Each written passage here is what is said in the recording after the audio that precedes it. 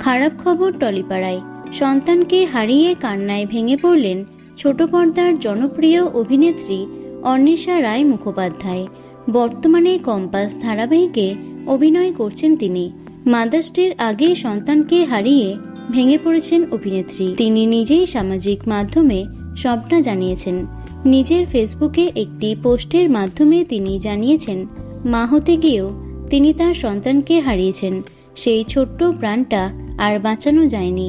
অপারেশনের ঠিক আগে লেখা সেই আবেগভরা পোস্টে তিনি জীবনের সবচেয়ে কঠিন সময়ের কথা তুলে ধরেছেন, যেখানে হাসি মুখে লড়াই করলেও ভেতরে ভেতরে ভেঙে পড়েছিলেন অভিনেত্রী।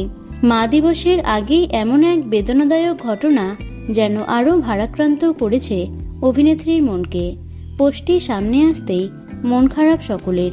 তো বন্ধুরা, ভিডিওটি এটুকুই। টলি দুনিয়ার অন্যান্য খবর পেতে চ্যানেলটি সাবস্ক্রাইব করতে পারো। ধন্যবাদ।